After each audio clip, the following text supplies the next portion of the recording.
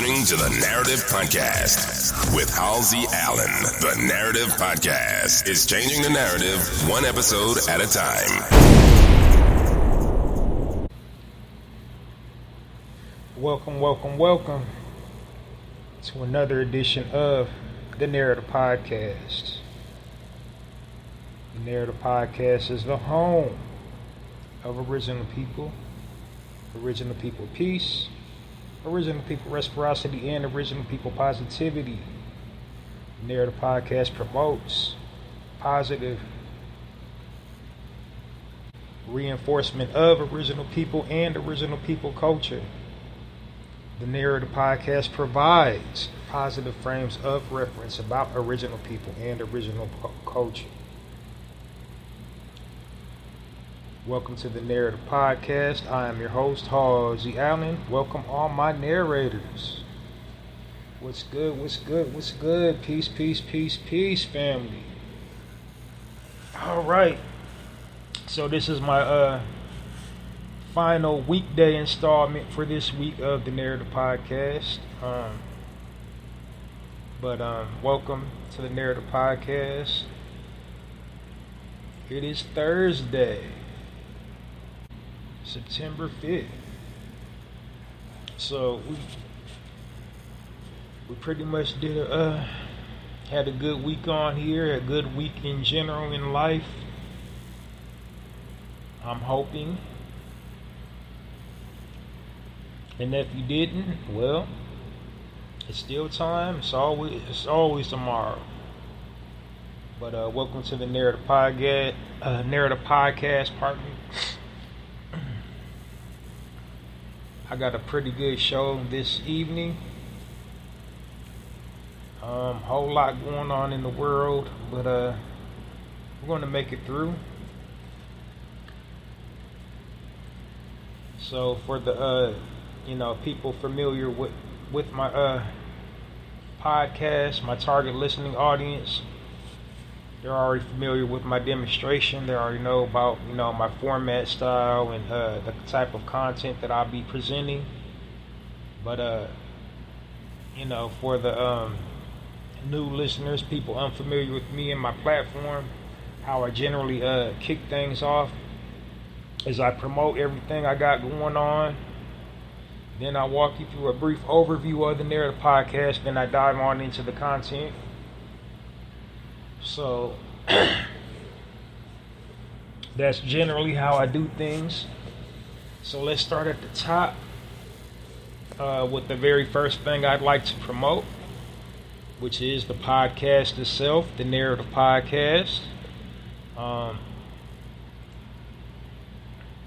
You can support the Narrative Podcast by downloading this episode and all previously recorded episodes of the Narrative Podcast. And the way you do that is basically follow me on two mediums, YouTube and X. And you want to follow me on YouTube and X because this platform that I'm broadcasting on automatically uploads to YouTube and X right after I'm done recording. So if you follow me on YouTube and X, you will be notified about the latest upload of the Narrative Podcast. But you can definitely also check me out wherever you're comfortable getting your podcast information from, because this is my podcast. The Narrative Podcast is pretty much readily available on all podcast platforms, and so the way you support on YouTube is obviously go to YouTube, subscribe to my YouTube channel, which is Halsey Allen. I don't have a specifically designated spot for the Narrative Podcast per se. It's just my viewer channel. So you want to subscribe to my YouTube channel, click notifications all, and you will be informed about the latest episode of the Narrative Podcast. And then to listen to my episodes of the Narrative Podcast, you want to go into my videos and you will see every single last episode of the Narrative Podcast uploaded in chronological order, starting with the most recent episode. And then while you're on YouTube, of course, hit the thumbs up button, the like button on YouTube. Comment on the episode, leave me a comment on the episode, and then also share the episode to whatever platform you desire to share it to. So the only thing I'm asking is if you're a visual content creator, is to shout out the Narrative Podcast. If you're a visual content creator, so like if you're a YouTuber or you do Facebook Live, Instagram Live, or whatever, any medium where you're in front of the camera, that's how you can support my platform. And then here's the support directions for X, formerly known as Twitter. You follow me on X, and my handle is Halsey Allen on X2, but it's I Stay Good at Halsey Allen. And then once on X, you want to go to my page, obviously, and you should know my page because I have my book of poetry pinned to my page titled The Black Card, so that's how you know you're on the right page. And then just a sidebar, there's like 1,000 podcasts titled the Narrative Podcast, so to make sure you're downloading the right content, make sure it's you're listening and downloading the Narrative Podcast hosted by me, Halsey Allen.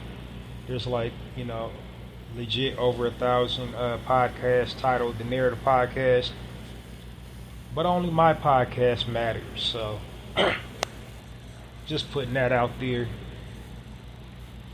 So yeah, when you're on X, you want to look for the latest episode of the Narrative Podcast on my profile. When you see the link to the Narrative Podcast, click on that link and it'll open up and you will see a plethora of options. So once you've clicked on the link on X, you should see the logo to the Narrative Podcast, and what you want to do is hit the like button. It's heart shaped, so click on the heart shaped like button, and then next to the heart shaped like button you will see a comment box, and you obviously want to leave me a comment in the comment box, of course. Very much appreciate that. Then next to the comment box, you should see like a little time clock. Ignore that. That's like nothing. Next to that, you should see a download button. And the download button is it's a icon with an arrow pointing down. So you would want to click on that. And then next to that, obviously, those three little buttons where you can share it to, whatever platform. Share it to whatever platform that you would like to share it to. But if you don't do any of those options, make sure you're hitting the download button. I appreciate it if you did all of them. Like, comment, download, and share. But if you don't feel like doing all that, the download button, please hit the download button. And that's how you support the Narrative Podcast platform. I broadcast during the weekdays, 2 to 3 times during the weekday, and then once on the weekend. Now I try to, for my weekends, I try to broadcast on Saturdays, but sometimes I start recording late, and then it doesn't get uploaded until like midnight, which is technically Sunday sometimes. But I think this weekend is going to be much different. I've been working on that, working on my timing, so you should be receiving my weekend episode at a reasonable time. But yeah, I broadcast during the weekday and the weekends 2 to 3 times during the weekday, once on the weekend. Just make sure you download this episode and all previously recorded episodes of the Narrator Podcast, wherever you get your podcast information from. And then one last little note about my uploads of the Narrator Podcast. I have 2 different format styles. My weekday format style, I only have 2 sections, which is a highlight section, and then I deliver a commentary, and I refer to my commentary as my speaking point section. So only 2 sections during the weekday, and then I have 5 sections on the weekend. So how I begin it on the weekends is it starts with a section I call where I'm promoting black-owned businesses, and then after that I have a section where I'm promoting positive reinforcement, and then after that section I have a section where I'm promoting health and wellness. And then after that section, then I have my speaking point section. And then how I close things out, I close things out with a wise word of wisdom. And so that's the differences between my format styles, how they differ from the weekday to the weekend. So whichever format style is best suited for you, for your listening pleasure, you can choose. I hope you listen to the weekday and the weekend episodes, but whatever works for you, just make sure you listen, download, comment, and share all episodes of the Narrator Podcast. Thank you. And moving on to the next thing I would like to promote. Next thing I want to promote is my book of poetry that I've written. It's titled The Black Card. It's available on poetizer.com. And what The Black Card is about, it's a 30-page book of poetry that basically encompasses and chronicles all our experiences, everything we encounter and go through as a people. It's basically a reflective retrospect of our entire existence. So it captures everything we go through as a people, both positive and negative, nuances within our culture, and just essentially the essence that which is us, black people, original people. So if you're an original man or original woman, you automatically, relate to each one of the pieces. They will definitely resonate with you. You can connect to them on so many different levels. If you're not, black, or if you're not black, or if you're outside of our culture, you can definitely still relate to the book if you're open-minded and consider yourself a progressive person and likes learning about new cultures and new things. You can definitely read that book and enjoy it. If you have children, you can let them read it and try to do your best to educate them, and just use it as a reference tool to better relate to the black people in your life. If you have relatives, friends, colleagues, associates, you can get a little glimpse into our world through that book. So, check that out. And currently it's only available on one medium, and that's poetizer.com. So to purchase the black card, what you want to go do is head on over to poetizer.com. They have a virtual online bookstore. You want to go to their virtual online bookstore and type in my title, The Black Card, written by me, Halzie Allen, HALLZIEALLEN. And it's about, it's a little under $30, so well worth it. Go check it out. You will enjoy it. The black card will make a good coffee table read, gift, relaxation book, travel book. Has a very sleek design. You will love it. Very compact, easy to read. Don't have any illustrations on it. It's just all printing. But I got another book coming out pretty soon, so I'm working on the pictures. But definitely go check it out. Really good book, The Black Card. And now, if you're unfamiliar with poetizer.com, or Poetizer, it's a social media platform. It's a social media site for writers, all genres of writing, essay writing, novel writing, short stories, even journal writing is welcomed in that space. And it's just basically a space for writers to engage with one another, share their work, critique each other, give feedback, connect with one another, network with one another.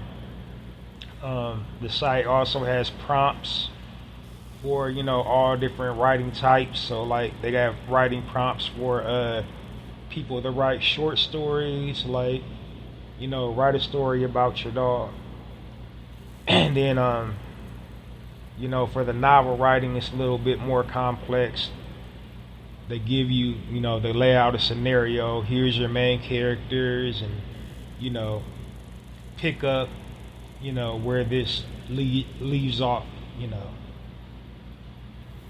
And then for their poets, who the site is designed for, because it's actually implied in the name, Poetizer. So they cater exclusively to poets, but they're all genres of writing are welcome, but they really kind of focus more on poets. They might their writing prompt might be like write a poem about a flower, something like that, for their writing prompts for the poets. And of course, that site has a self-publishing feature where the members of that community can either turn their work that they shared on that site,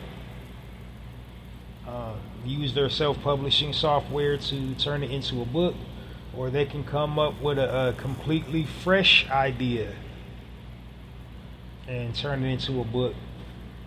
And that's kind of what I did. I wrote a book on that platform, and it's available in their virtual online bookstore. So go look for it. Go to poetizer.com. Look for my title, The Black Card, written by me, Halzie Allen.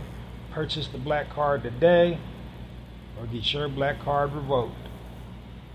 And then last but not least, I would like to promote my poetry blog on blogger.com. It's titled Hallzies Poetry Corner.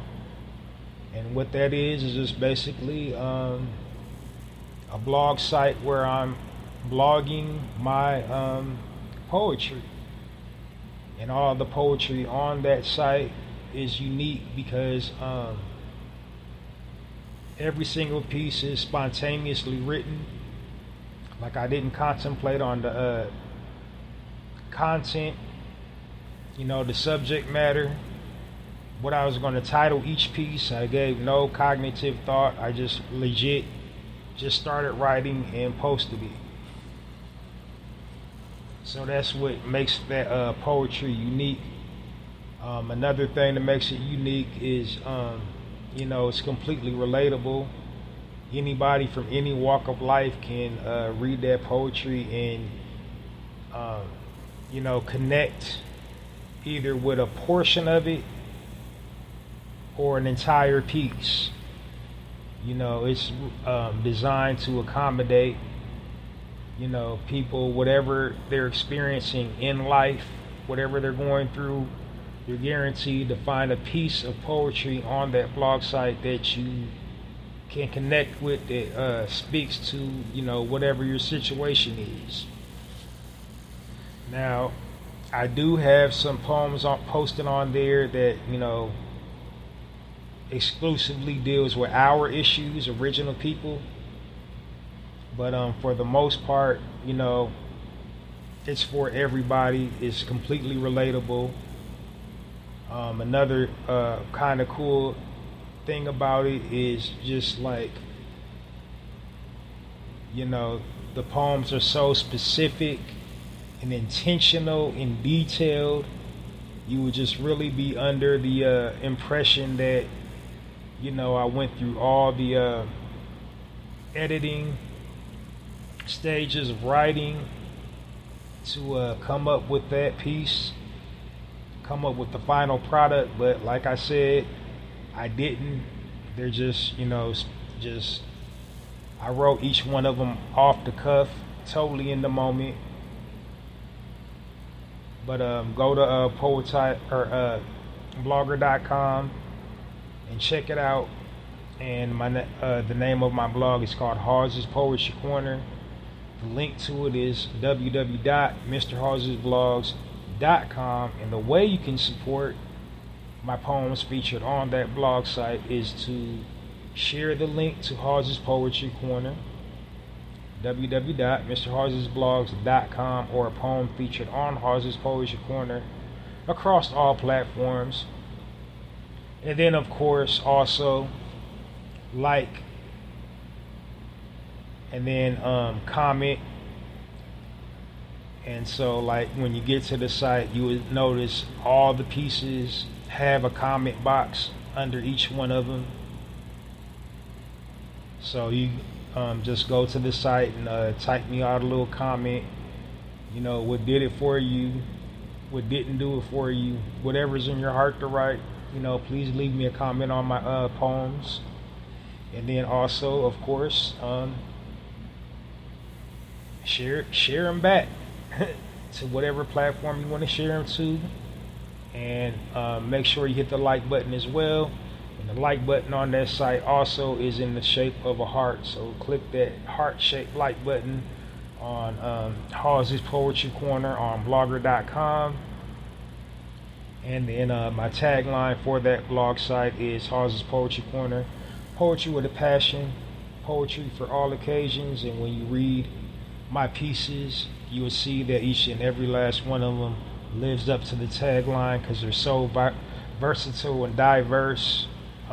It's literally a poem for pretty much every occasion in life. So go check that out today, Hallzies Poetry Corner on blogger.com. And that's all the projects that I would like to promote. I'll let you know, when I have some new stuff on the table. But that's pretty much it. Go support the Narrator podcast.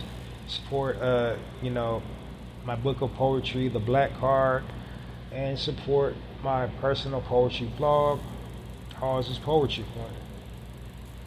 So now we're going to dive into a synopsis of the Narrator podcast before diving into the content. And the reason why I do an overview of the Narrator podcast is just to basically put it in full context for you, because this is an audio platform. So I'm just letting you know what it's about, why you should listen to it, and just bringing you up to speed about what it is I'm trying to accomplish in this space and the message that I'm spreading. So let's start at the top. Tippy, the name, the Narrator Podcast. I named my podcast the Narrator Podcast because I don't like the false narrative that the media weaves about original people and original people culture. So what I want to do to counter the way the media inaccurately portrays and projects our images and our likenesses across all media platforms is to design a platform where I'm showcasing and highlighting us at our best, and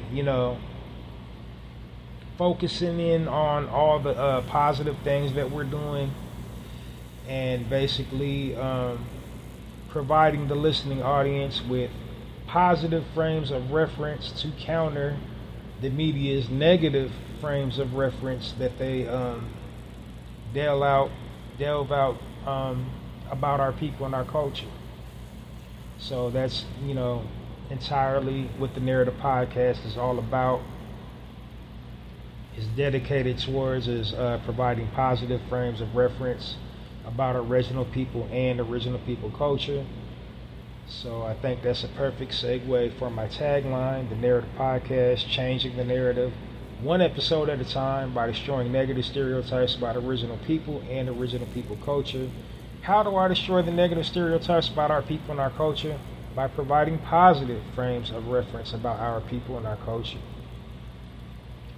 Hence the title, the Narrative Podcast. So yeah, that's it. In a nutshell, pretty much, my mission statement is basically to bring awareness to the listening audience of why it's important to responsibly utilize your platforms to share, positive frames of reference about original people and original people culture, and then also to encourage the listening audience to use their platforms to share positive frames of reference about our people and our culture. So, that's what the Narrative Podcast is pretty much basically about in a nutshell. It's all about, positivity, positive reinforcement, uplifting and edifying our people through positive frames of reference.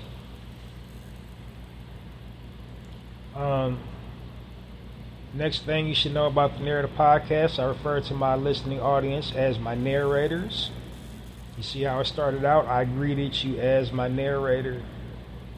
So what do I mean? What is the significance of that word? What do I mean by narrator? So if you're familiar, if you've ever written, taken an English class or read any type of literature,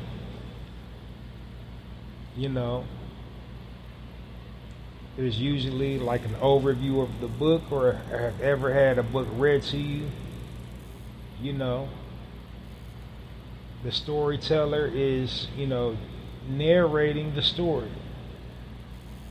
They're letting you know what's going on, plot points, and, important things about the story. They're informing you. That's what, typically what the definition of, narrating is. They're basically informing you about the story. They're telling, or narrating a story. So, breaking that down even further. What is the significance? Why, what inspired me to even come up with that term, narrator? Well, basically the times that we're currently living in inspired me to coin that term. We're living in the digital information age, and we're all utilizing technology to some capacity, to some degree, for various reasons, whether it's to socialize, whether it's to network, whether it's, looking for, a love interest, whatever you're online for, people have, a digital space. And all digital spaces have bio sections. And the bio sections, people fill it with, what they want people that will view that content to know about themselves. And then they upload visual content that is reflective about what the information that they entered into the bio section. And the content that they usually upload is the best possible visual representation of whatever they say about themselves or their product, if it's a business, in the bio section. You see, and they're telling or narrating the best possible versions of themselves or their products or whatever they're using, digital media for. And so that's what I mean by narrators. As a people, I feel we should be telling or narrating our own stories, because the media, they're telling a negative story about ourselves, about our people and our culture. So it's up to us, all of us, to tell or narrate our own stories. And that's why I refer to my target listening audience as my narrators. We need to be telling the best possible versions of ourselves online as we possibly can. Because if history hasn't taught us anything, it's taught us this: if you don't tell your own story will be told for you. And that's precisely what the media is doing. They're telling our story. They're telling a negative story about us. They're telling a story of, degeneracy, violence, hopelessness, destitution, disillusion, a story of us being disenfranchised, downtrodden. So we got to bring it back into perspective and, tell the world who we are as a people, who we really are as a people. And who we really are as a people are kings and queens, gods and goddesses of the universe. And it needs to be reflected in all forms of media. That's why I call my target listening audience my narrators. That's the job of a narrator, is to, tell or narrate your own stories. So when you're online posting stuff, you want to give the best visual representation of yourself. So we want to put out positive frames of references about who we are as a people, things reflective of who we are as a people, our true nature. We want to have content that's reflective of a good family structure, us engaged in some type of family activity, interacting with our families, doing something family oriented, us having families of siblings, parents, cousins. You don't have to be a blood relative to be family, because blood just makes you related. Family, makes you family.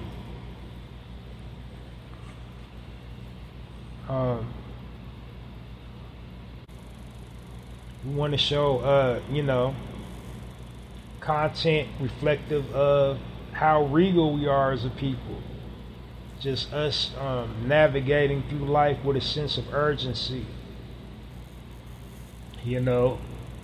Us achieving incredible feats, whether it's, in the realm of academia, whether it's in the realm of ownership, business ownership, whether it's in the realm of humanitarian deeds. We want to, promote and endorse us excelling, progressing, and achieving in life. What we don't want to do is, use our platforms to play into the negative stereotypes and stigmas that the media places over us. They want to promote and normalize violence within our community. They want to promote and normalize criminality. They want to promote and normalize gun culture, gang culture, pimp culture, whore culture. That's what they want to promote and normalize. They want to promote and normalize the image of the angry black man. They want to promote and normalize the image of the angry black woman. So that's why we need to, become narrators and, control the narrative, control how our images and our likenesses are, distributed across all media platforms. Now, we can't control how people perceive us as, how people outside of our culture choose to interact with us, how they choose to, engage us. What we can control is the content that we're putting out. So that's what I mean when I call my, when I refer to my listening audience as my narrators. Just simply, telling or narrating our own stories. Next thing you should know about the Narrator Podcast is the positive space. I don't engage in any negativity, gossip, slander. I try to make this a positive, safe space. It's just dedicated towards uplifting, edifying our people, providing positive frames of reference, and just celebrating our accomplishments and our achievements, and trying to promote positive reinforcement rather than getting online, being messy, digging into each other, exchanging insults, and airing out dirty laundry. That's not what I do on here. Now, I'm not trying to be perfect, and I'm not saying we should, try to be perfect. Like, realistically in life, you're going to have people that rub you the wrong way and people that you just don't like. There's no sense in pretending to like somebody you don't like.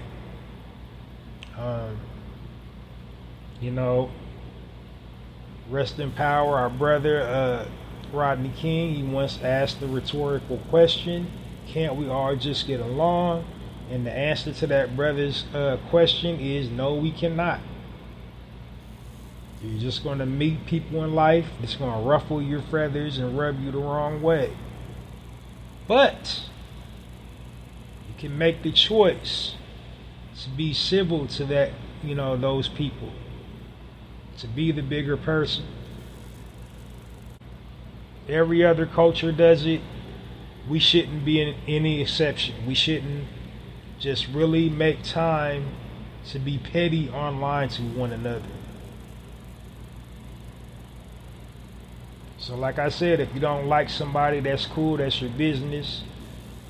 What you shouldn't do is, get online and make it, a priority to drag whatever person you don't like or care for through the mud, air out their dirty laundry, screenshotting the inbox and all that. Like, we shouldn't be devoting our time and energy to that. And so, like on the Narrator Podcast, I discourage against that. And I try to discourage my listening audience to engaging in the pettiness and the messiness. So thus making this a positive, safe space for original people. You know, it's all about edification, upliftment, you know, pulling each other up, not tearing each other down. That's the space that I'm creating here.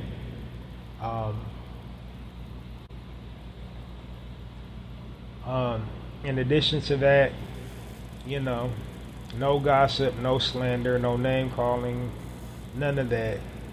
You know, I'm just in the business of being positive and spreading positivity. I do, however, like I said, I talk about current events.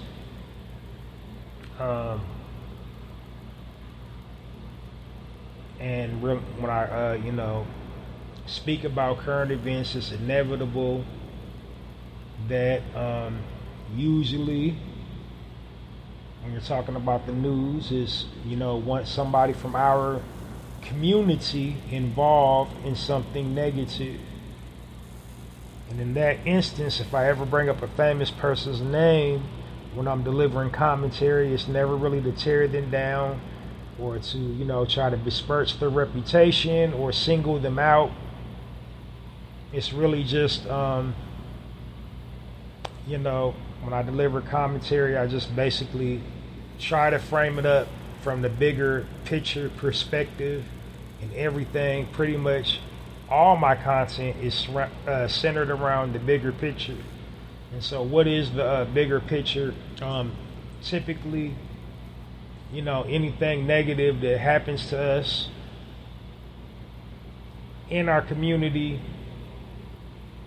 can be traced back to systemic oppression and psychological programming and conditioning. So it's like,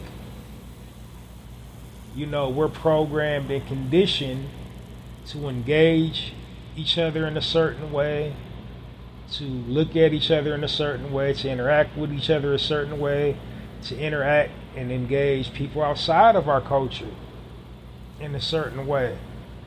You know, on the psychological, you know, programming and conditioning side of it. Then on the systemic oppression side of it, it's like, you know, powers that shouldn't be, they're playing, you know, I got your nose. That's what they're doing. They're playing games. They're playing with us in our face. They're, you know, causing conditions to where they're making it so we can't win. Now, I'm not saying we don't win. We do win, but, you know, we got to fight so hard to get that W. They keep changing the rules. They keep on pushing the, you know, goalposts back. Every time we score a touchdown, they push the goalposts back. Every single time.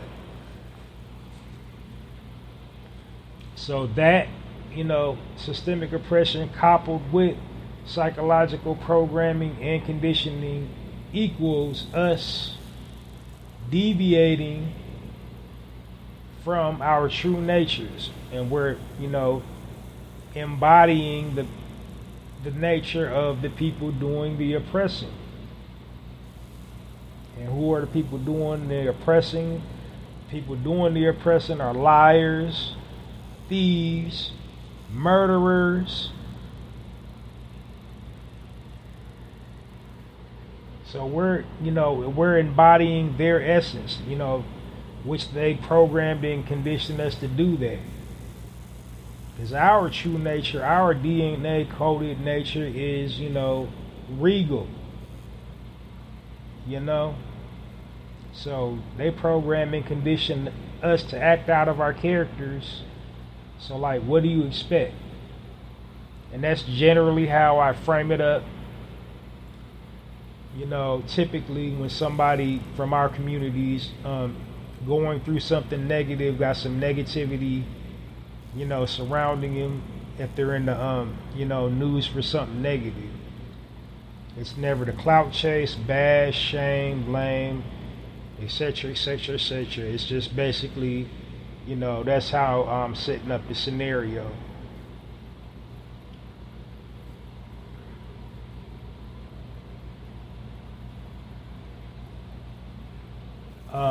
Next, the Narrator Podcast is a time-sensitive platform. I try not to exceed 1 hour per broadcast, which is very easy to do. This is an audio platform, so you got to talk to prevent dead air space. So, I try to keep it short, sweet, brief, and to the point. I try not to overcomplicate things. I want my message to just be practical and applicable. And, I want to keep the listening audience engaged, fully engaged, and fully, attentive to the content that I'm delivering. And the only way to do that is to, keep it brief as possible. Because, I don't want to be redundant, don't want to repeat myself, don't want to rant and go down, rabbit holes with hypotheticals and all that. I just want to tell it like it is, and, you can get with it or not get with it, but the message is out there, and I'm trying to be, blunt and straightforward as possible. And so, that's why I try not to exceed, 1 hour per broadcast. I try to time my content when I'm taking my notes, and have actual bulleted points, speaking points, and not try to, just overcomplicate, simple subject matter. So the quickest way to lose an audience is to bore them. And we got so many things taking our attention, because literally I know when people listening to it, they probably pull out their device, start scrolling, watch TV, get a snack, whatever. So, I only got a little bit of time, and I want to keep you, locked in and not trailing off, doing something else. And so to do that, I got to make it brief and to the point. So, Narrator Podcast is a time platform. I try not to exceed 1 hour per broadcast. And then, last but not least, I refer to our people as original people. I refer to our people as original people to basically, it's historically accurate. And then also, I refer to our people as original people in an effort to basically coin a universal term for our people. A universal term that, is befitting of our people. Because, let's start at the historical accuracy part. We were and are the original people of this planet. We existed long before anything else existed. Before anything was, we was. Everything can be linked to our existence. We pretty much invented everything. Every modern day invention you can think of, you can, trace its roots back to us. There was an ancient version of it. And, it's not an exaggeration, it's a fact. Proven facts. We was the original everything. We was the original educators. We was the original architects. We was the original philosophers. We was the original alchemists, astrologers, astronomist, because astrology and, that's different. It sounds similar, but it's different. But we was the original pretty much everything. We built pretty much everything. We invented pretty much everything. We originated everything. So that's why I refer to our people as original people, from the historical standpoint. And then every segment, I also want to gotta kind of debunk something, this false narrative about slavery. The powers that shouldn't be has assigned slavery to our people as the most definitive point of our existence. They do this for a lot of reasons. The main reason is to fearmonger us. Another reason they do it is to divide us as a people. It's a very sad, crying shame that we are divided,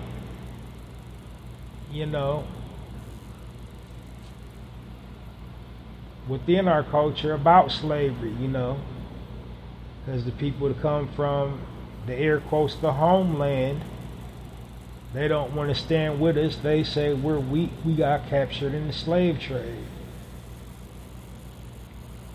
So a few things I want to point out about the false narrative of the slave trade. Number one, it wasn't the most definitive part of our culture. As said, previously stated, we were and are the original beings of this planet, which means we was here first. Which means we was everywhere first. Every corner of the globe you can name, there was a large concentration of our people living there. Thousands of years before slavery. Thousands of years before any sick individual conceived in their minds to form a system where they would alienate, isolate people, strip and rob them of their dignity and their identity. We lived thousands of years before that ideal was ever conceived. But yet, the powers that should be to try to make that the most definitive part of our existence, and it just wasn't. We was kings and queens. We ruled all we surveyed. We taught civilization. All we ever did was bring enlightenment everywhere we existed. We taught people how to survive. We invented religion. We invented spirituality. We gave people a purpose to live. We never tried to force our belief systems on other people. We never robbed people. We never raped people. We never pillaged. We never bought war. We bought war, but not like if the war was bought to us, we didn't initiate conflict. We only defended ourselves. Now, sure, of course, we fought amongst ourselves, had disagreements. All civilizations do. But that wasn't our initial, our sole purpose of being. Our sole purpose of being wasn't to conquer.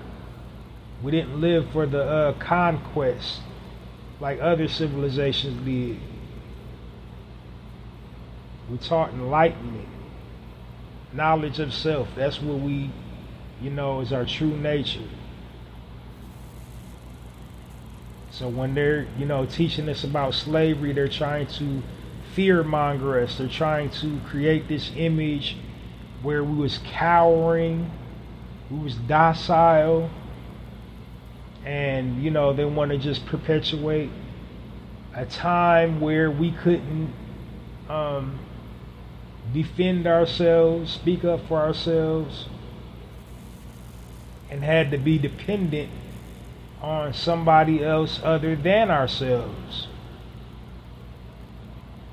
That's what they're creating with the false narrative of slavery. Another false narrative, like I said, we didn't get to all points of the world on slave boats, especially here in the Americas. We was already indigenously located there. All corners of the globe, it was already large quantities of our people living there on their own free will.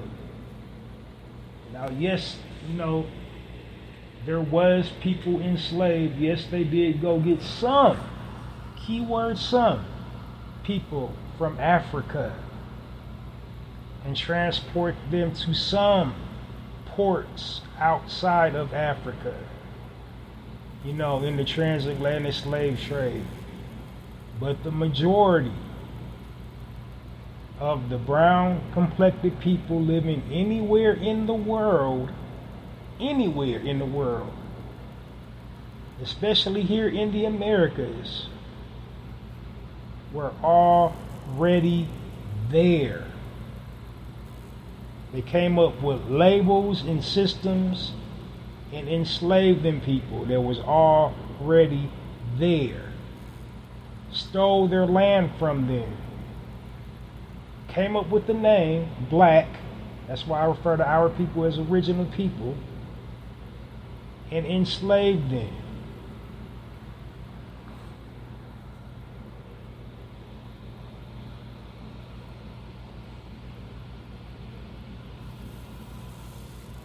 But pretty much the main reason why they try to popularize slavery and why they spend so many millions of dollars into slavery is just basically they're trying to create the ideal of slavery. They're trying to romanticize it, basically. They're trying to fearmonger they're trying to be real divisive with it. They're sharing inaccurate facts. They're just showing us pictures of slave boats and having all these guided tours and museums and ancient places where they say slaves roamed. The slaves did this and the slaves did that, but they're not backing it up with any scholarship.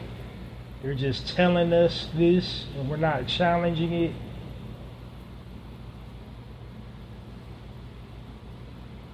So it's they're being real divisive with the whole slave narrative.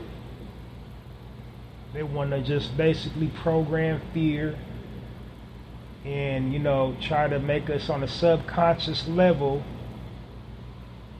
be afraid to question authority, stand up to authority, and overthrow authority if need be.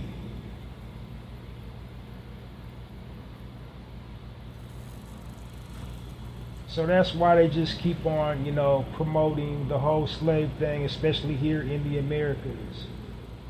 They just want to instill that fear in us. Some more false narratives, our involvement in the slave trade, trying to say, your own people sold you out. That's how you got over here. They lie about our involvement in it.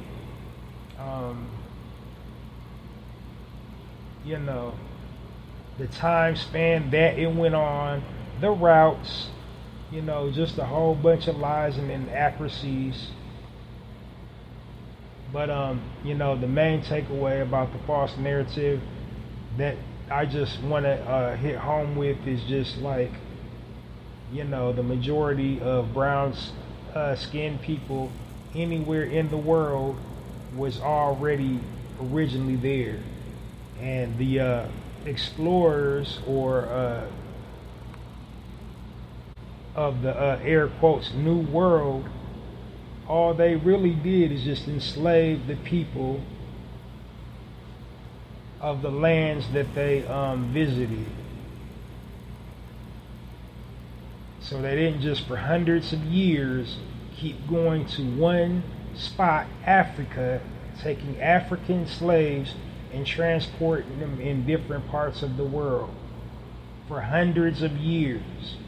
That doesn't even make sense. So yeah, they did take some of them, but not all of them. Not in that time span, you know. Like I said, we was the original people. There was an ancient civilization of our people anywhere in the world.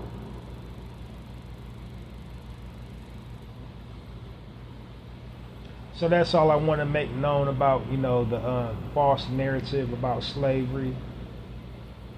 And then just rounding it out, the reason why I refer to our people as original people on the unity side is just really to coin a universal phrase for all of us, because there's so many different types of us hailing from so many different land masses, and so many different nationalities and religions and spiritualities, and you know, every other difference you can possibly name or think of or conceive. We have that within our people. But we forget all those differences. We have many similarities. And the similarities are that, you know, we all possess high concentrations of melanin, aka carbon, or carbon, aka melanin, my bad. We all can trace our lineage back to the original point of origin for all civilization, and that we just are connected as a people. We all have that unspoken bond, and we're all fighting against the same form of oppression, just in different ways. You know, it hits different, you know, here in America versus, you know, the UK, or, you know, UK versus Haiti, or it hits a little different, but essentially it's the same form of oppression. We all have that in common. We all have just nuances within our culture in common as all other cultures do. But here's the thing though, it's like people outside of our culture, when they look at people that look like us, they just say, you know, they're black. They don't say, you know, you're Jamaican, you're Nigerian, you're from the islands, you're from Barbados, you're from Trinity, you're Antiguan, you're whatever the case may be. They just say you're black and be done with it. But only we point out all those differences. So, you know, I would say a universal identifier for our people, which should be original people.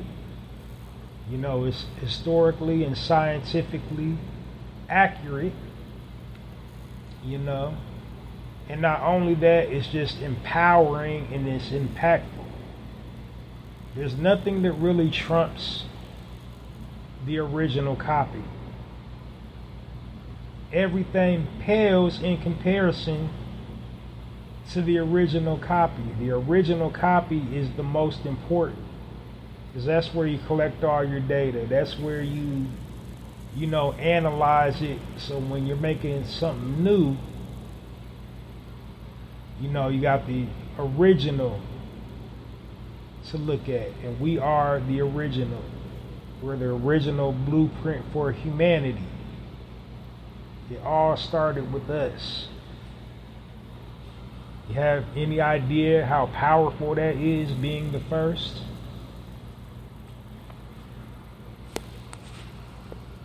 Nobody but us can say we was the first. So that's why I refer to our people as original people here on the Narrative Podcast. Now, my listening audience, you guys can refer to yourselves as whatever you want to refer to yourselves as. You want to say you claim your nationality, cool, claim your nationality. You want to call yourself African American, cool. You want to call yourself FBA, cool. You want to call yourself a Negro, cool. But on here, the Narrative Podcast, I refer to our people as original people. All right. So that's it, and that's all with the synopsis of the Narrative Podcast.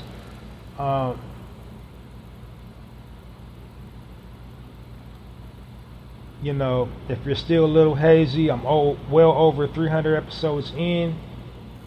Go through my episode log, download this episode and all previously recorded episodes of the Narrative Podcast. But now we're diving into the content for this evening.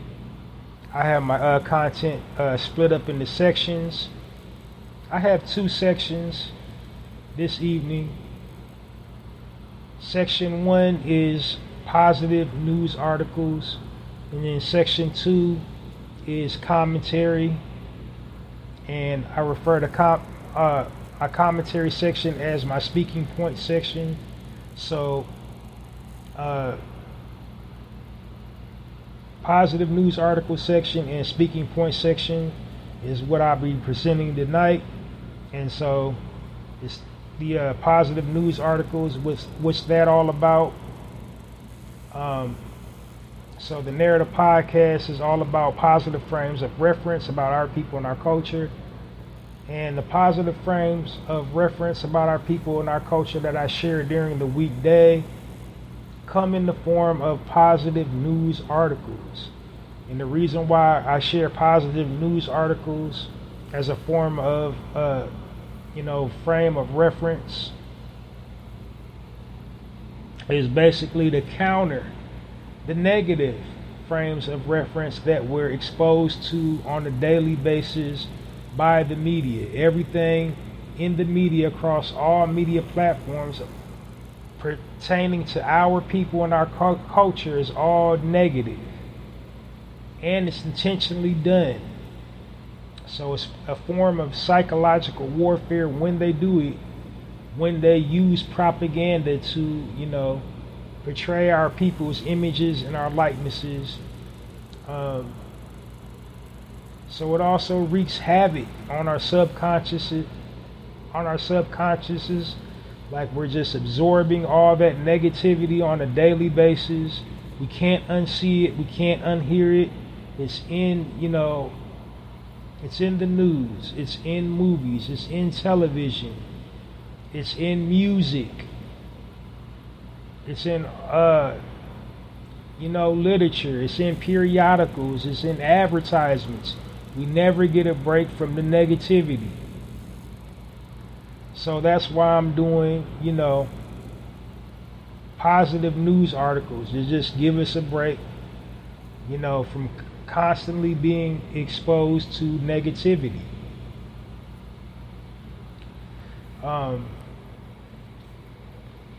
So having said that, the first positive news article this evening on this weekday edition of the Narrative Podcast, the headline reads, "Tired of getting scammed, she became a mechanic, opened up a repair shop to help other women." And this sister's name is Miss Patrice Bonds. She's the owner and CEO of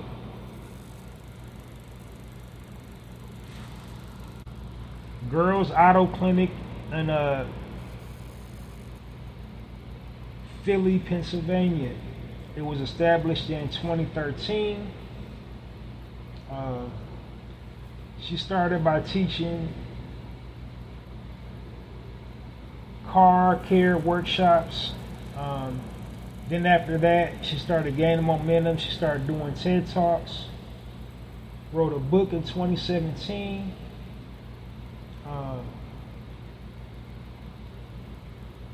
And if you want to know more, go to girlsautoclinic.com. Repair services. She offers repair services, car care, education, workshops, tutorials, all that for all your automobile needs. Her story's also been featured on the cover of People magazine. Her physical address to her shop is 74525 Westchester Pike, Upper Derby, Pennsylvania, not 19082. And once again, you can go to the website girlsautoclinic.com. Then you can also call 484-461-4693.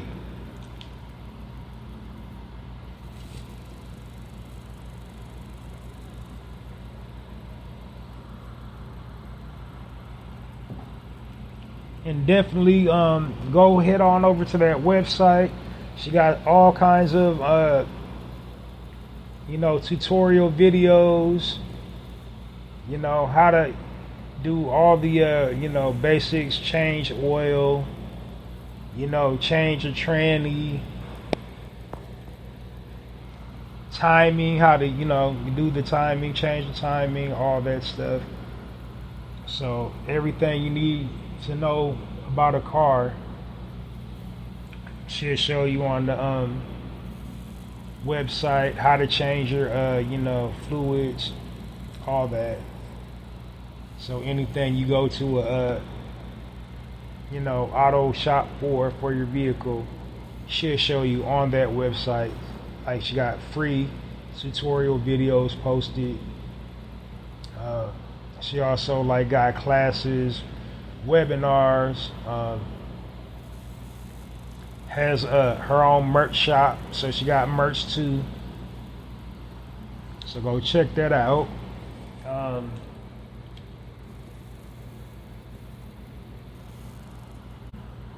Girls Auto Clinic, and join me in giving our sister Patrice Bonds a warm Narrative podcast round of applause for her innovative approach to auto mechanics with her brand, Girls Auto Clinic.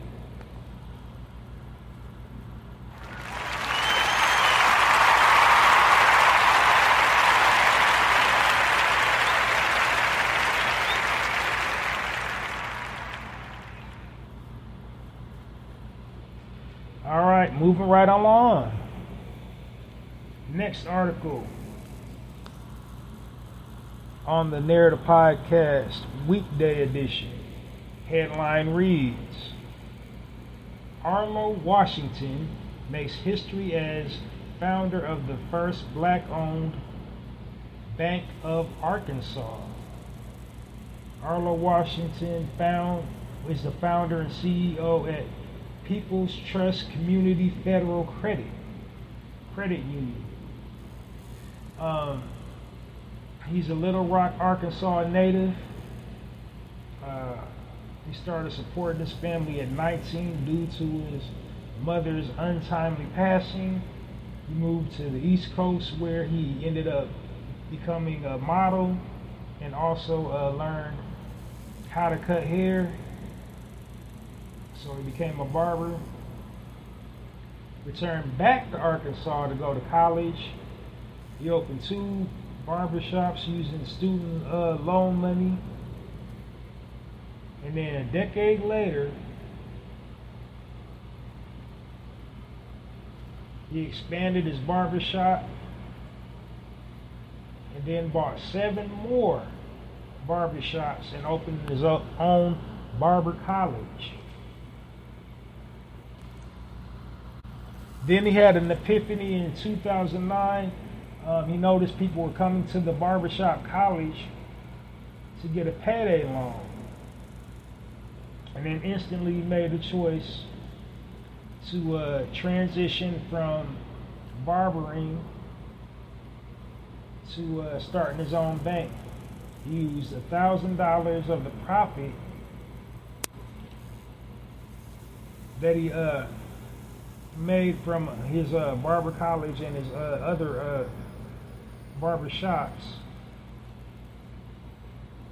and started People's Trust. And that's pretty much his story. I just gave you the streamlined version of it. It's more complex than that. But go check him out the next time you're in Arkansas. The physical address is 4103 East Broadway, North Little Rock, Arkansas, 72117. Telephone number 501-710-6455. And if you have a specific question in regards to any, anything their bank, their credit union has to offer, go to info@ptcfcca.org, all lowercase, no spaces. Am I missing anything? Yeah, that's it, and that's all.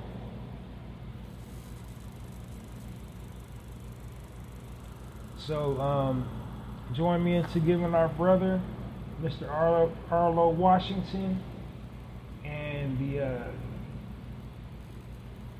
People's Trust Community Federal Credit Union a warm narrative podcast round of applause.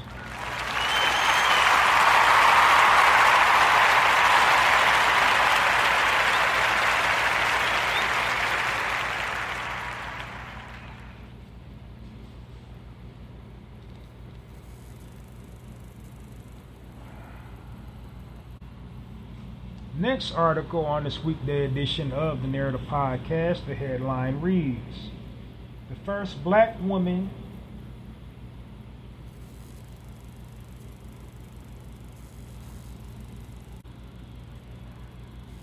to lead Microsoft's gaming empire as a president of Xbox."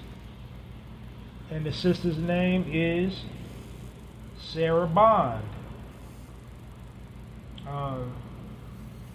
Article says she attended and graduated from 2 Ivy League colleges, Yale and Harvard. She also had a senior role at T-Mobile. When she was at Microsoft, she led the products development and partnership division. She directed strategy, policy, and mergers. She merged with thousands of developers across platforms, which earned Microsoft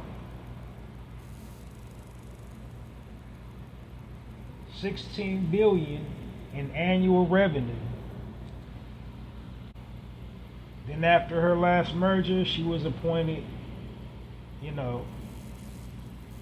president of Xbox. In her role as president, she'll be in charge of software, hardware, platform development,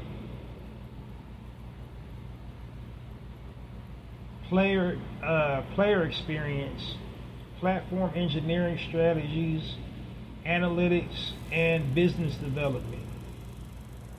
So I don't know, those are all, technical terms well beyond me, but it's pretty safe to say she's important and she's a big wig over at Xbox. So she's leading the way for STEM. Let's give a warm Narrative Podcast round of applause for our sister Sarah Bond, the new Prezi at Xbox.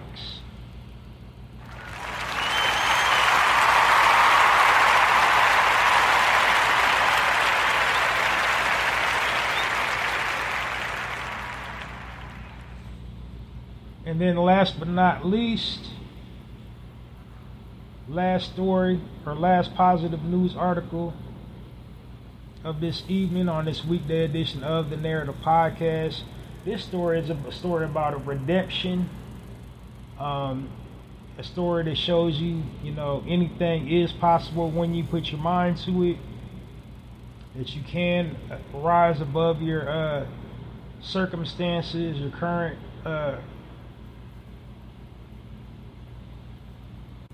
current situation doesn't have to be your final destination. So it's all mind over matter. This is the story of a brother named Dwayne Betts. Reginald Dwayne Betts, pardon me. He was an ex-felon who graduated from Ivy League college, Yale University, and is now a lawyer.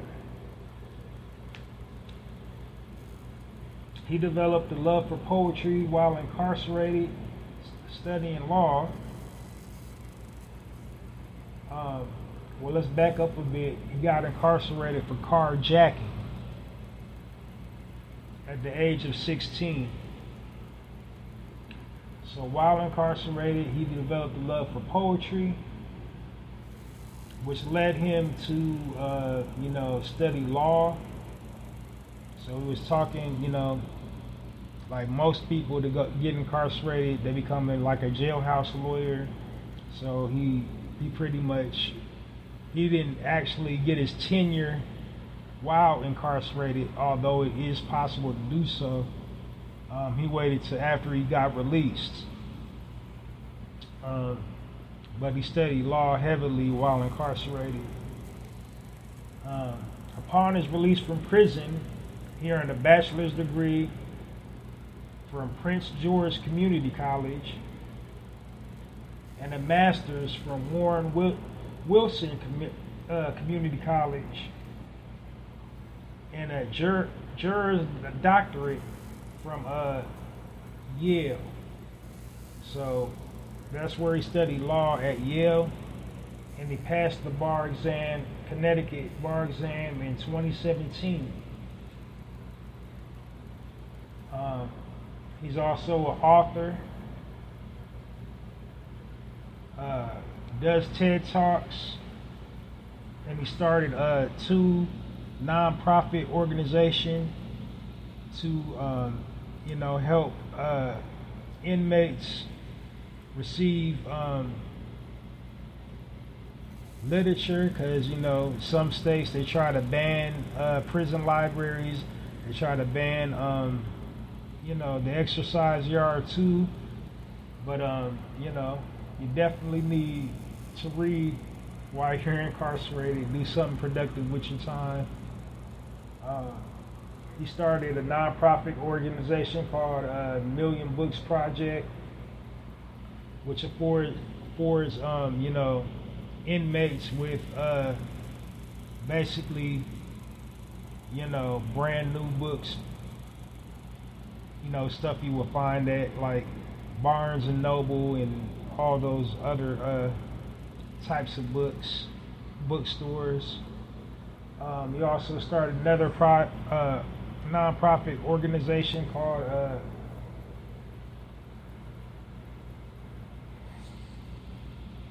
Freedom Reads, and they're both really just dedicated towards inmates to provide them a decent book selection. And if you want to know what he's currently up to, you can head over to his personal website, DwayneBetts.com, and definitely changed his life around. He is now dedicated to enlightening ex-felons, and he's currently visiting prison systems, talking to current felons, just telling them that nothing is impossible. He turned his life around, they can do it too. So he also does TED Talks, visits schools, talks to children. He's written a lot of books of poetry, does the spoken word and all that. So yeah, he's a really accomplished brother. So join me into giving our brother Reginald Dwayne Betts a warm narrative podcast round of applause for, earning his passing his bar exam and becoming a lawyer.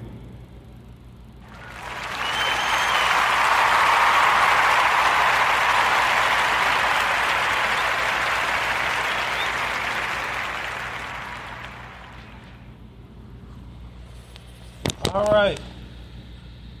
So next on the Narrator Podcast is my current speaking point section, or my current event section, which I refer to as my speaking points. I got a couple brief speaking points I just want to go over this evening. Nothing too crazy. Well, my first section is just like, it's going to sound a little bit like gossip. It's going to sound a little petty, but, like I said, this is a place of truth. I do talk the truth, and I feel I can, go super in because, number one, this person is not like us. So I don't really feel too bad. Kamala Harris, she been getting raked through the coals for her her fake accent she tried to do in her last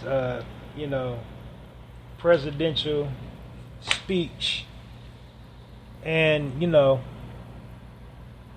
the internet is just ripping her a new one, and she deserves all that smoke. Because you don't got to do all that. It's like I said originally, I don't really support the whole voting thing.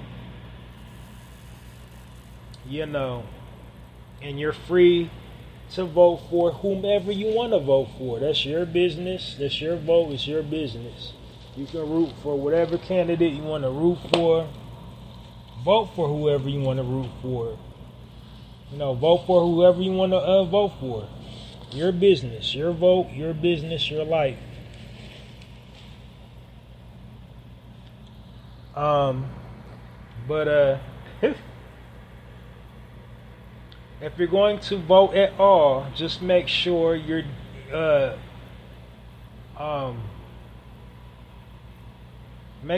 taking emotions out of it. Make sure you're taking emotions out of it. Make sure you're looking at policy. That's what voting is supposed to be. What candidate is backing the types of things you want for your community? What types of things you want for yourself? That's who you should be voting for. If you just really want to be out here voting. But Kamala Harris definitely deserves all the ridicule because, number one, she's not black. So I don't understand within my community how we've elected her to be the face of us. And we're trying to embrace her as a sister, and she's not a sister. Rachel Dolezal is more a sister than Kamala Harris. She was Caucasian, but she was in the community doing the work. Her work ethic matched. Rachel Dolezal was getting stuff done and doing stuff for us. Poor thing, she wanted to be black so bad, she lied about it. But at the end of the day, she was doing things that benefited our community. the work that she was involved in helped us. So it's a sad thing that she wasn't black at the end of the day. She wasn't born with any of our, lifeblood flowing through her, but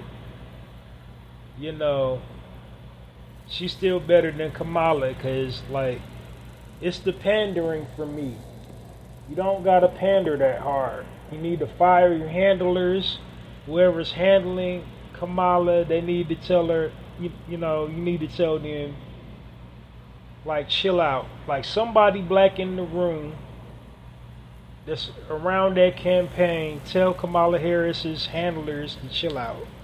Chill out with all that pandering, because she's just making a damn fool out of herself. She looks crazy as hell. Trying to be hip, trying to, be what she thinks is black.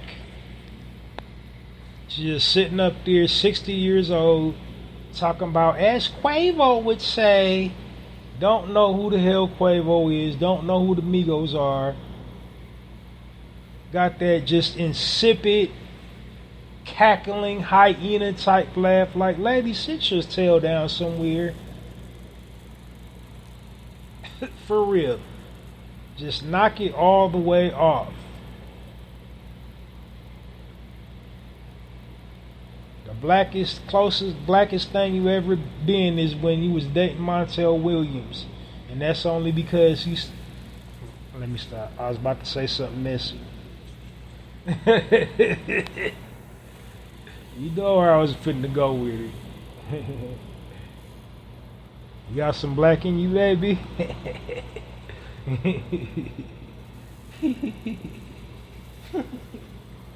But that's where it stops, though. That's where it stops.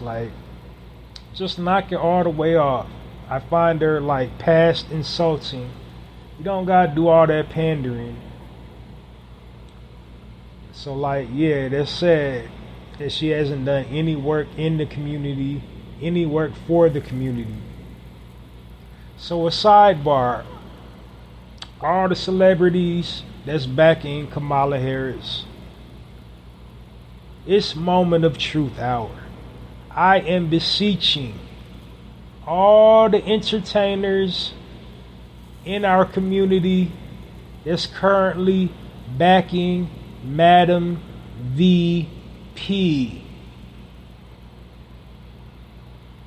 Please, after you get your little check deposited, after you get your money for endorsing her, when you get the cameras, when they come up on you, interviewing you on why you're backing Kamala Harris, please do yourself a favor, do your children a favor if you have children, do your parents a favor or whomever raised you a favor, and just tell the truth. You endorsing Kamala for the money. Just say it. We ain't gonna think no less of you. But don't insult the people. Talking about she's the best choice for us.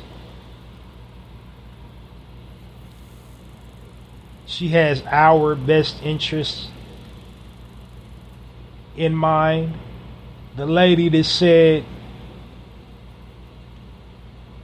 during when it was Joe and Donald back neck and neck, her first words out of her mouth was, I'm not going to do just only for the black community.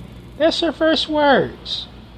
But she needs the black community to secure the vote.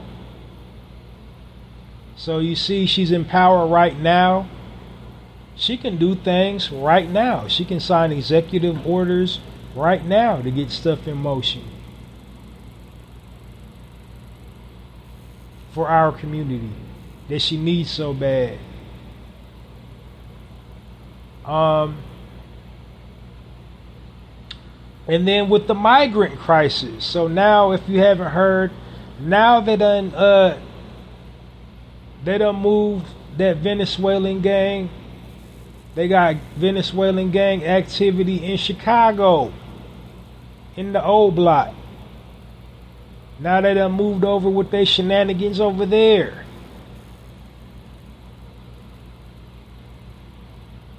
And, you know, she can do something about that. She's in power right now. She can do something about that menace, that threat. She can do something about that right now. But check this out. I don't own the rights to this, but I want y'all to hear this. All right, my bad. I forgot, you know, I had the video saved as something.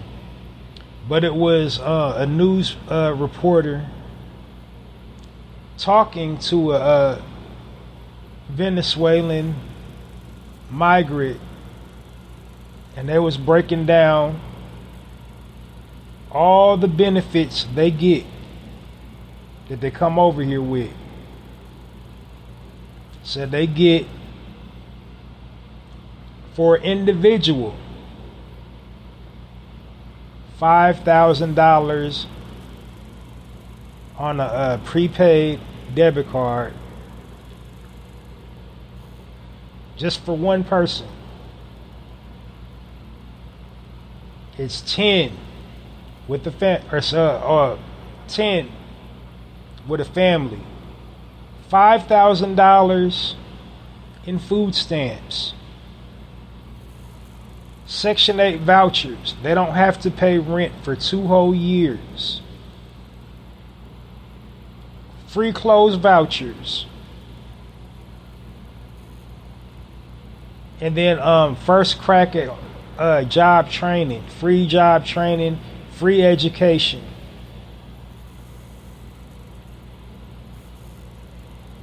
And they're running a damn muck. But we ain't gonna have to worry about her stepping in. As soon as they start doing something to white people, that's when all hell's gonna break loose. Right now they're just messing with us. As soon as they start doing stuff, as soon as they start messing with rich white people, oh, they're all going up out of here. They're just messing with common white people now. White people at the poverty line, working class. But as soon as they start messing with upper middle class white people and first class white people, every single last one of them gone. Then they're gonna hurry up and build the wall.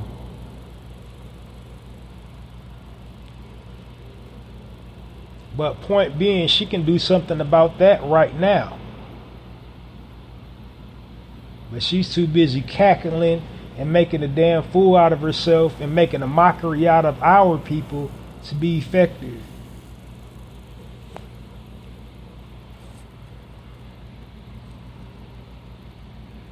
But that's all. I'm cool on her. It's just like, you know, that was my only speaking point. Like, she deserves to get drugged for her fake accent. Like, knock it off, bro.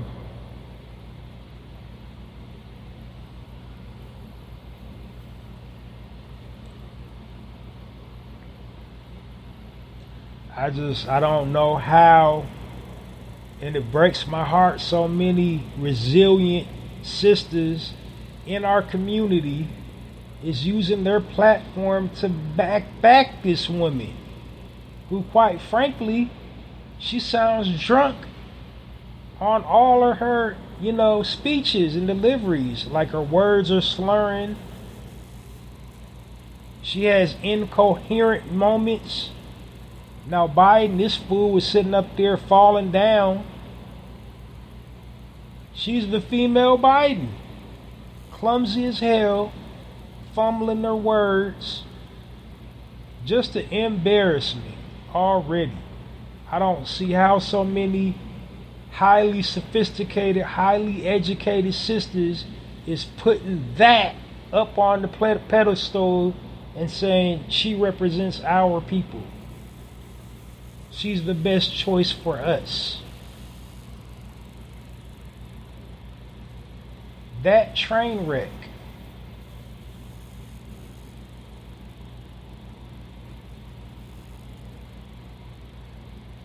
Like, if you gonna vote for somebody just because they black, vote for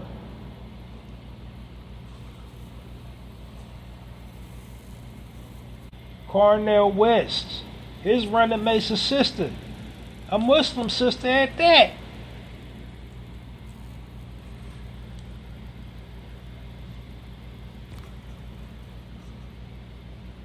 That's who should be the the savior, if you're talking about like who represents our people the most. Like, have somebody in the soil that done did the work. But you sitting up here putting a woman that's made a career out of locking our brothers and brothers up.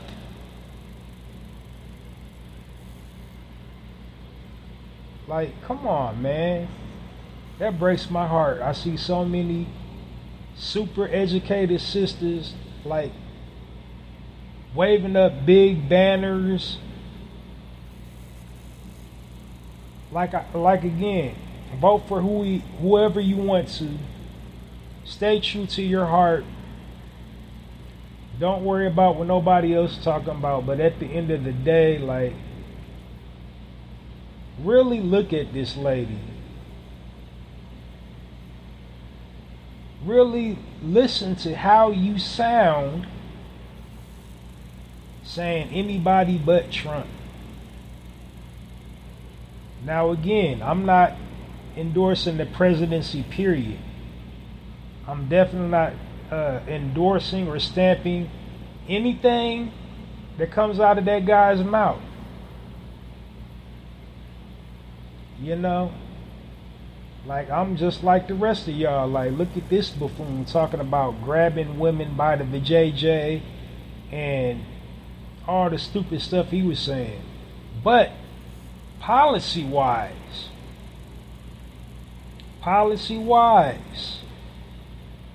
he said, build a wall. And now look at us.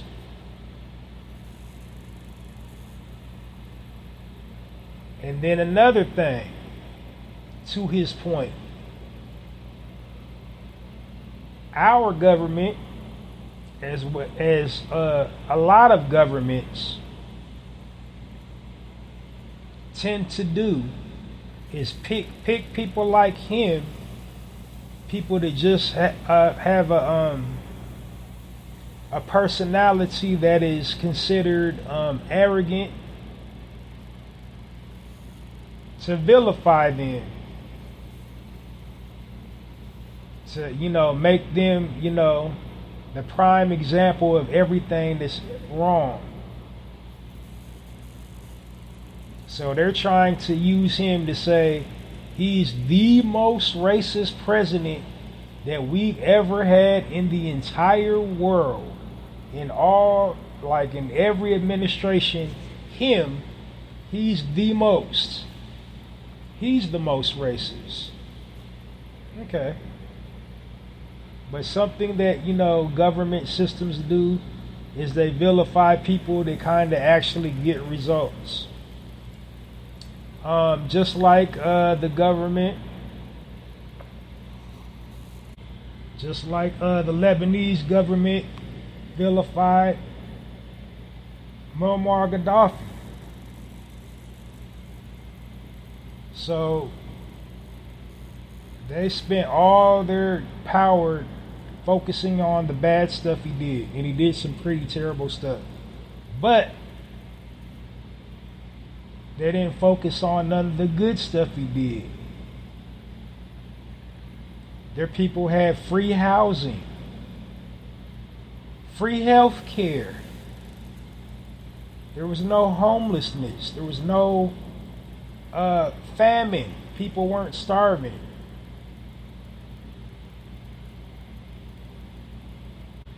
And he was trying to, before they got him up out of there, he was trying to link up with Africa.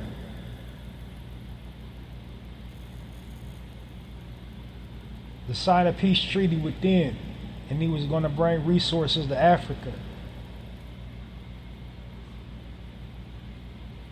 You see, what the governments do, they just appoint who they want to be the villain.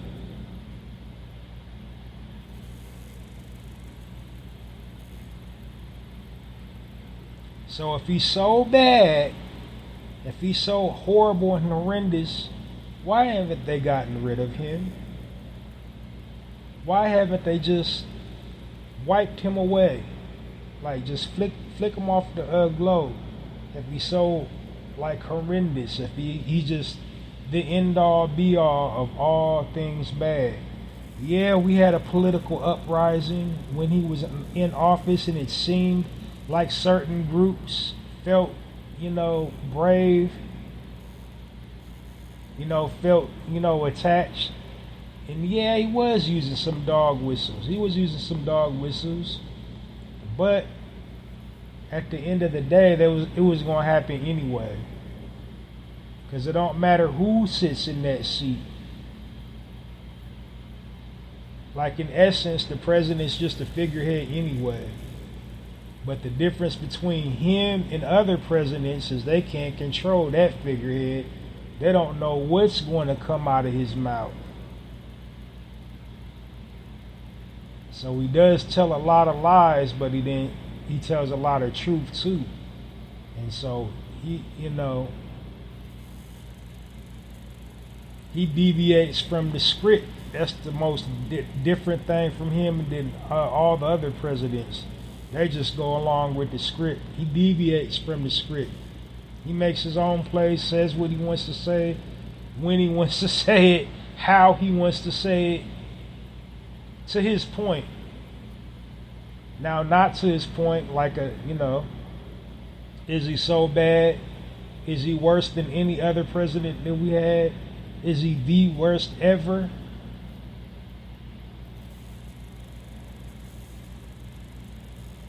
And again, not endorsing him, not co-signing him. I'm just saying how divisive our government and all governments are. How they vilify people that get results for the people.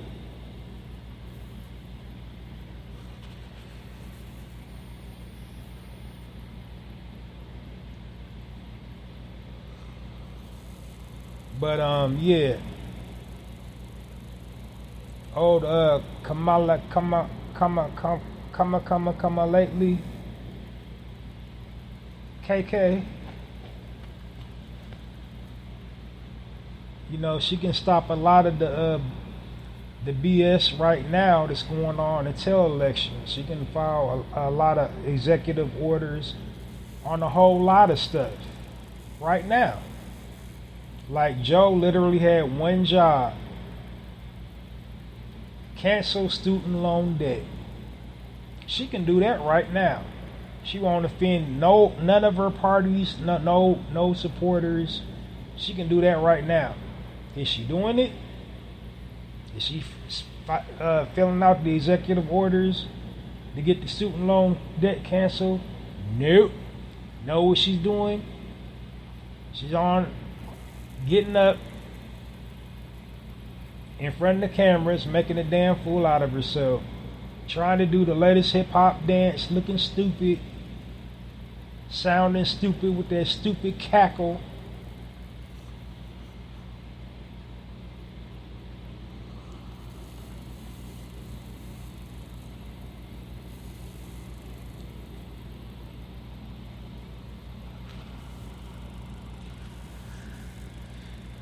Alright, I kind of over talked that point. I didn't mean to. Like I said, I try to time all my episodes, and I went way over talking about that lady.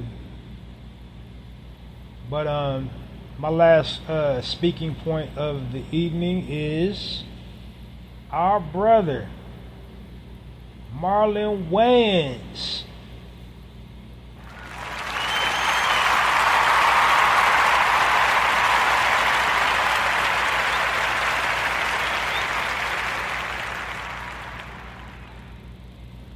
He just broke the internet with his Club Shay Shay interview.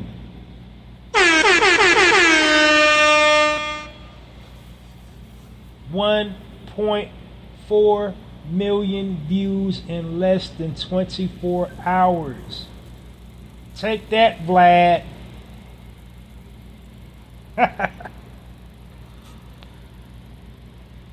You know, and then I think on his his Instagram he put up underneath Vlad like a like a chessboard emoji or something. Like checkmate, like he's saying checkmate. But he said he wasn't worth no 40 grand. And now he's kicking himself in the tail. I should have gave him the 40 grand. That was generous. Like, that was very modest price for somebody of his caliber. Because he been an A-lister since, really, if you want to keep it real, since 94. He's known all the Hollywood bigwigs since 94. Done played all the rooms as a comedian, as an actor. Done been in all the rooms around all the major production labels, all the film, production. Like, he is a force, whether you want to concede to it or not. The whole Wayans family, they're all, an individual force on their own. Especially Keenan Ivory Wayans, for this sap sucker to tell him he ain't worth no 40 G's. So, like, take that. Karma is the best payback.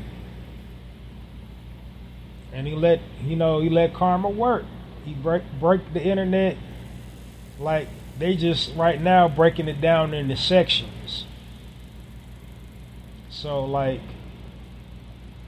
I never thought, no other interview that was ever going to rival the Cat Williams.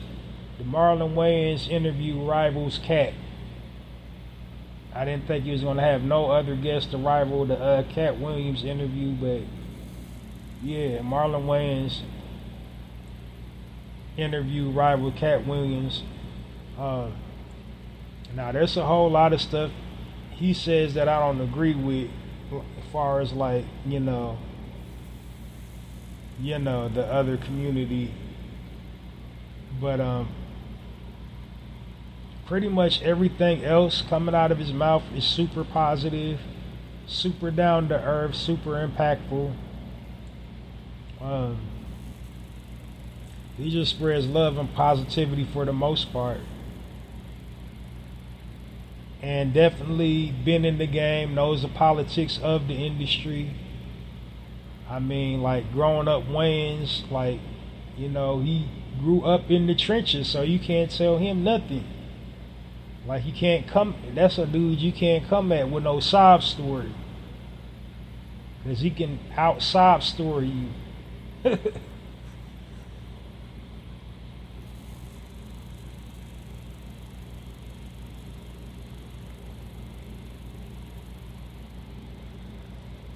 But yeah, so DJ Vlad got his comeuppance. Then he tried to backtrack and pedal and offer a fake ass apology, talking about he was out of pocket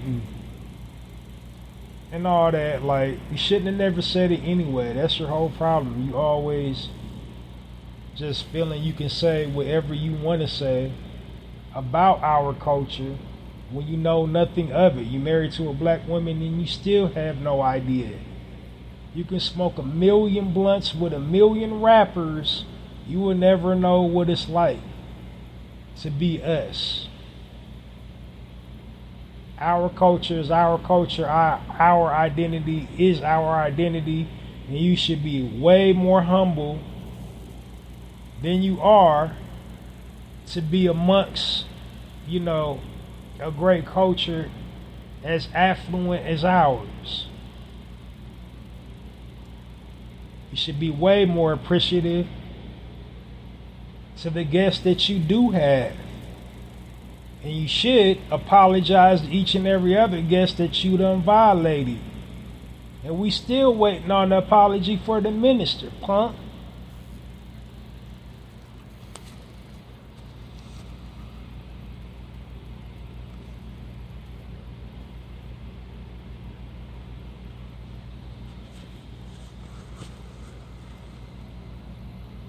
But yeah, though, I got a little worked up there. I think I'm gonna take the Marlon Wayans approach and get cool, and get super cool, and just let karma do its job.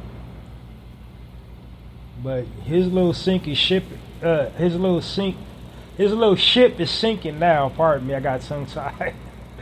Yeah, it's just like that's so refreshing to see people like that get their comeuppance. Have to eat a big old slice of humble pie because they sit up there flapping their big mouth and they don't know what they talking about.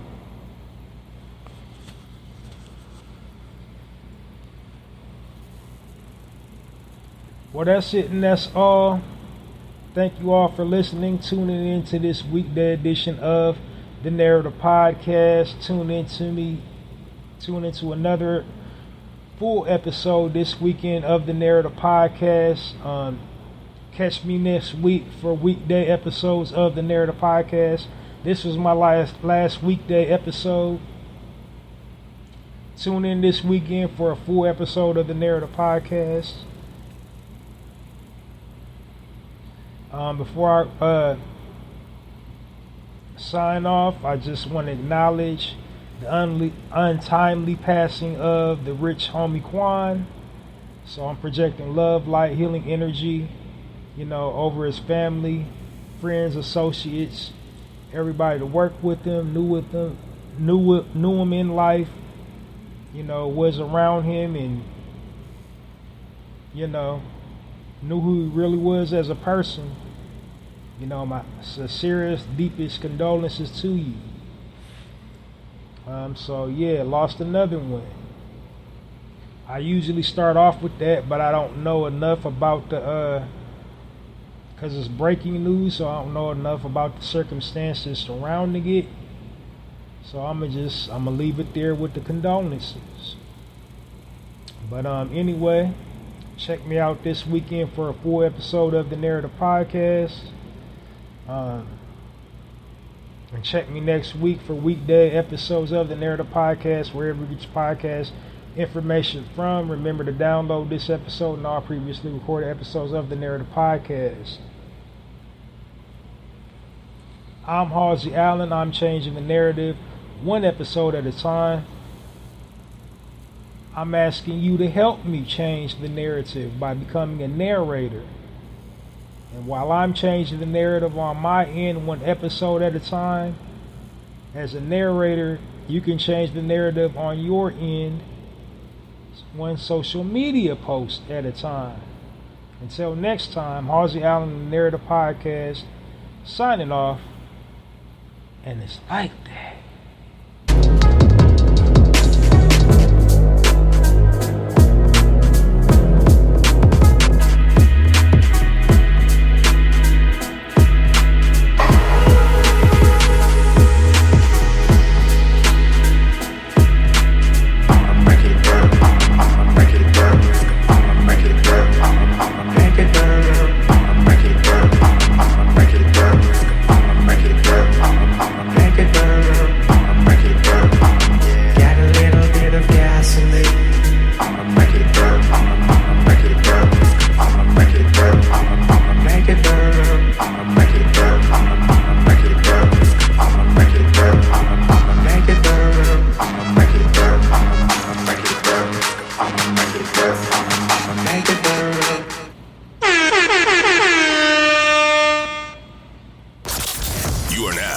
Listening to the Narrative Podcast with Halsey Allen. The Narrative Podcast is changing the narrative one episode at a time.